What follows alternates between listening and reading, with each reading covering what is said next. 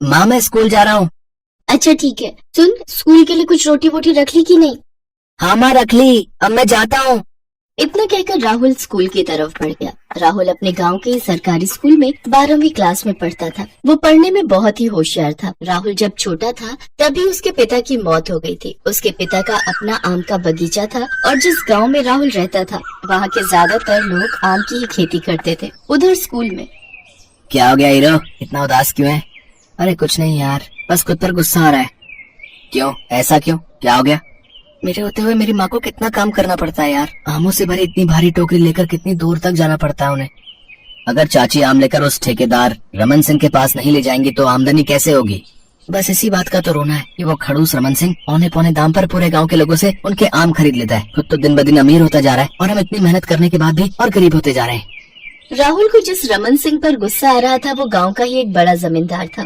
गांव के सभी लोग उसे ही अपने आम बेचते थे। ऐसा करना उनकी मजबूरी थी। दरअसल गांव इतना पिछड़ा और एकांत में था कि वहाँ कोई दूसरा व्यापारी आम खरीदने आता ही नहीं था और लोगों के लिए शहर जाकर आम बेचना मुमकिन नहीं था। बस इसी मजबूरी का फायदा रमन सिंह उठाता था। राहुल ये हालात बदलना चाहता था लेकिन वो चाह कर भी कुछ नहीं कर पा रहा था। फिर उसी शाम, आज आमों के कितने पैसे मिले माँ? अरे तू वो सब छोड़ना। नहीं, पहले आप बताओ। कुल 15 किलो आम थे तो रमन सिंह ने 150 रुपए दिए मुझे।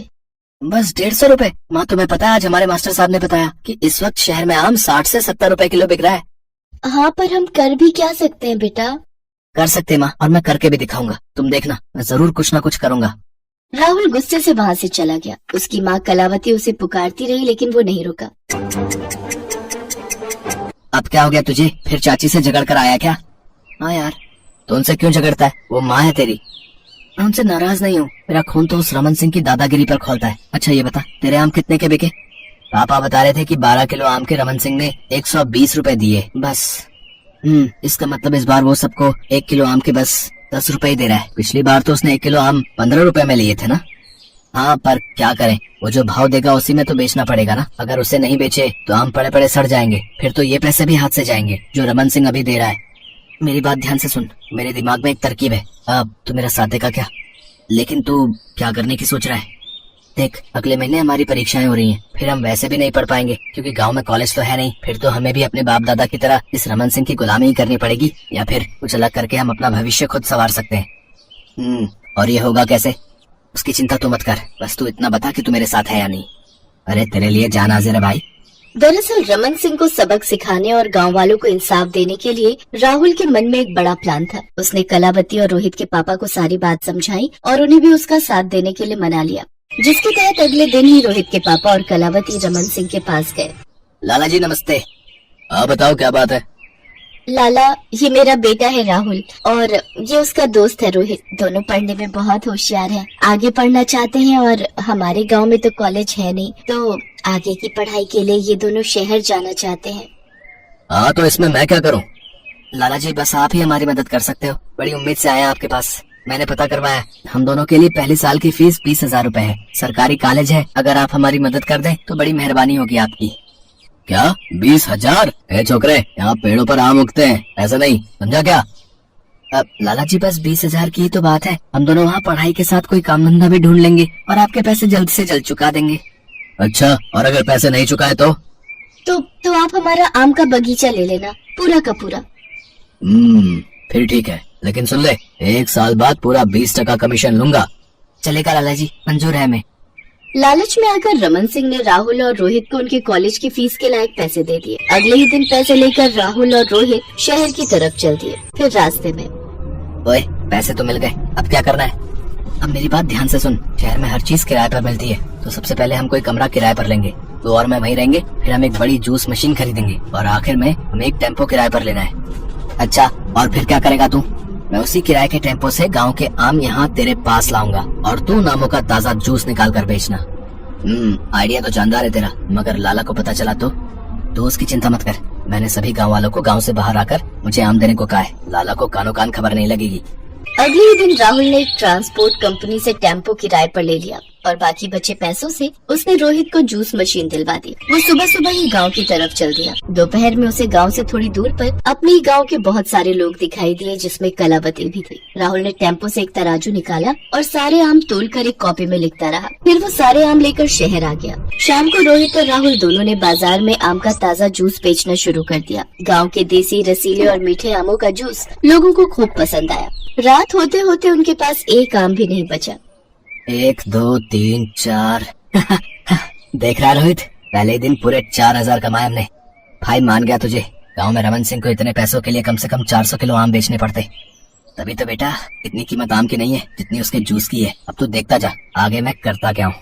राहुल के दिमाग में पूरा प्लान था। वो हर रोज टेम्पो लेकर जाता, गांव वालों को उनके आमों की अच्छी कीमत देता और फिर उनके आम शहर लाकर उसका जूस बनाकर बेचता। और उसका ये काम कुछ ही दिनों में खूब चल निकला। कमाई बढ़िया हो रही थी तो कुछ ही दिनों में राहुल ने किराए के टेम्पो की जगह अपना खुद का टेम्पो खरीद लिया। टेम्पो का किराया बचा तो आमदनी भी दुगनी हो गई। उधर रमन सिंह को समझ नहीं आ रहा था कि गांव वाले आखिर उसके पास अपने आम बेचने क्यों नहीं आ रहे हैं। उसने गांव वालों से पूछा तो सबने राहुल के कहे मुताबिक झूठ बोल दिया कि इस आमों में कीड़ा लग गया है और सारी फसल बर्बाद हो गई है। रमन सिंह ने भी उनकी बात पर भरोसा कर लिया। फिर ठीक 1 साल बाद माँ ये देखो। अरे वाह, एक और नया टेम्पो। जुग जुग जी मेरे बच्चे।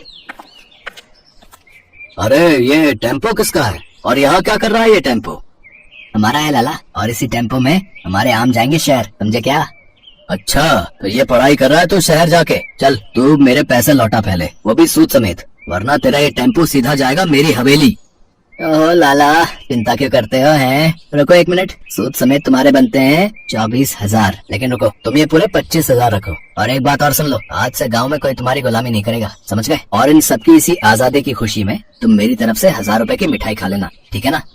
लाला को समझ ही नहीं आया कि जो हुआ वो कैसे और कब हो गया। वो अपना समूह लेकर वहाँ से चला गया। हर कोई राहुल और रोहित की पीठ थपथपा रहा था और कलावती की आंखों में खुशी के आंसू थे, क्योंकि उसके बेटे ने आखिरकार वो कर दिखाया था जो उसने कहा था।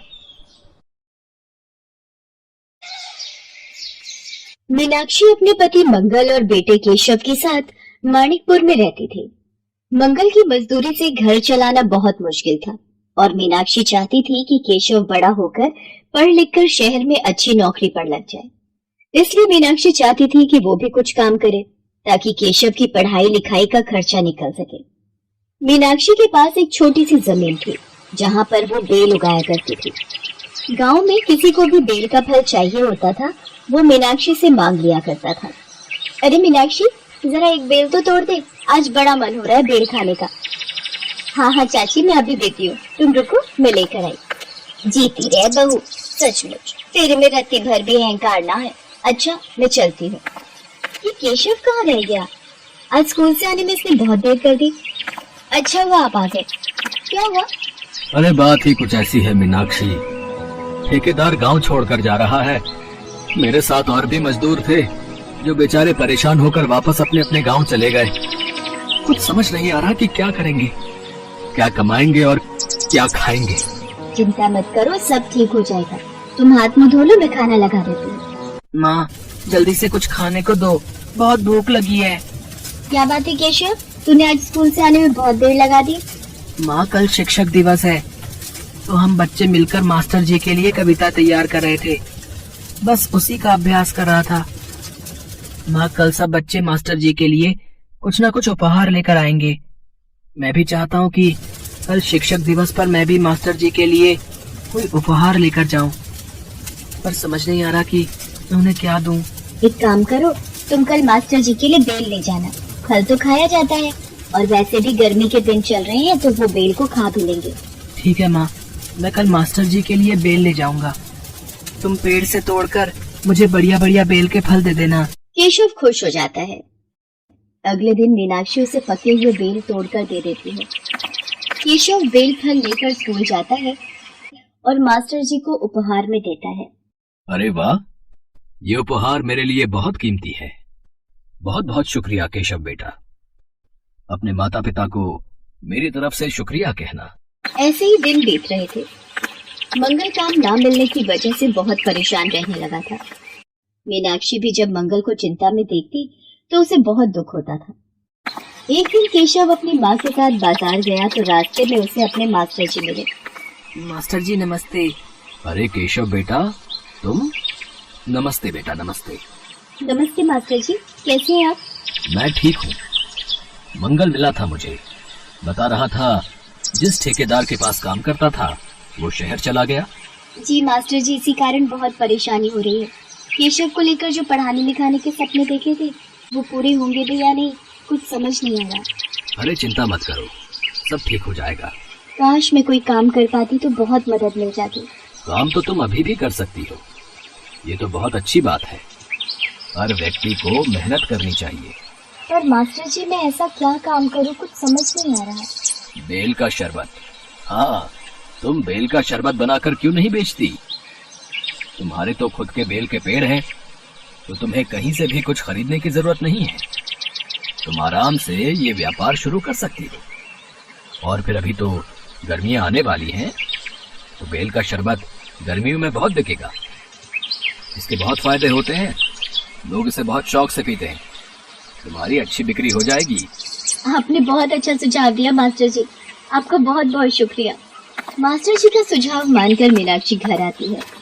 वो देखती है कि मंगल को थकान और कमजोरी महसूस हो रही थी। वो मंगल को डॉक्टर के पास लेकर जाती है। घबराने की कोई बात नहीं है। लगता है मंगल तेज धूप और गर्मी में काफी देर घुमा है, इसलिए गर्म हवा लग गई है। मैंने मंगल को दवाई दे दी है, इससे आराम आ जाएगा। सुनो जी, आप क्यों चिंता में घुल रहे हो? अगर आपको कुछ हो गया तो मेरा और केशव का क्या होगा? मुझे पता है आप काम की तलाश में सारा दिन धूप और गर्मी में घूमते रहते हो, पर अब आपको बिल्कुल भी परेशान होने की जरूरत नहीं है। मुझे पैसे कमाने का रास्ता मिल गया है। और हम क्या काम करेंगे मीनाक्षी? हमारे पास काम शुरू करने के लिए इतने पैसे नहीं हैं। मैंने कहा ना, सब हो जाएगा। बस आप अपने मन से इस चिंता को बाहर निकालो।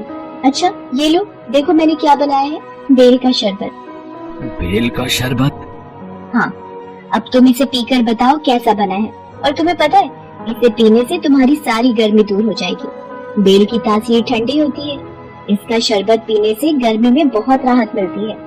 मीनाक्षी, बेल का शरबत तो पीने में बहुत ही स्वादिष्ट है, और इसको पीकर कितनी ठंडक और ताजगी महसूस हो रही है।